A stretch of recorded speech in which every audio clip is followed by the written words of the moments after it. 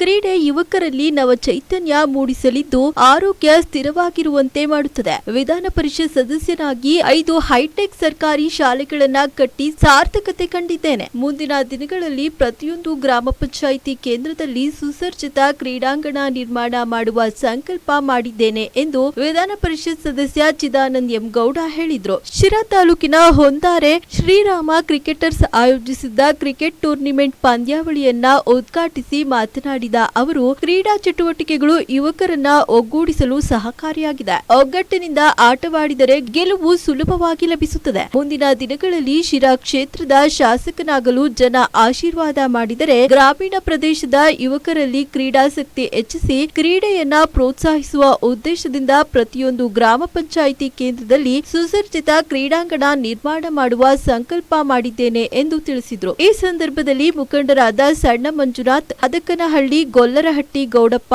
ಭಾಸ್ಕರ, ರಂಗನಾಥಪ್ಪ, ಬಪ್ಪಾರಾಯಪ್ಪ ಸೇರಿದಂತೆ ಹಲವಾರು ಯುವಕರು ಉಪಸ್ಥಿತರಿದ್ದರು. ನೋಡಿದಾಗ ಸುಮಾರು ಕಡೆ ಶಾಲೆಗಳನ್ನ ಹೈಟೆಕ್ ಯಾವುದೇ ಒಂದು ಖಾಸಗಿ ಅವ್ರದ್ದು ಕೂಡ ಇರಲಿಲ್ಲ, ಅದೇ ರೀತಿ ಹೈಟೆಕ್ ಶಾಲೆ ಮಾಡಿದ್ದಾರೆ.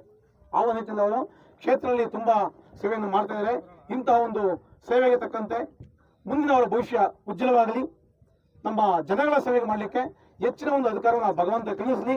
ಹೀಗೆ ಸಾಮಾನ್ಯ ಜನತೆಗೆ ಸೇವೆ ಮಾಡಲಿಕ್ಕೆ ಆ ಭಗವಂತ ಇನ್ನೂ ಹೆಚ್ಚಿನ ಒಂದು ಶಕ್ತಿಯನ್ನು ಕೊಡಲಿ. ಅವರೊಂದಿಗೆ ನೀವೆಲ್ಲ ಯುವ ಸಮೂಹ ಕೂಡ ಜೊತೆಗಿರೋಣ. ಜೈ ಹಿಂದ್, ಜೈ ಭಾರತ್.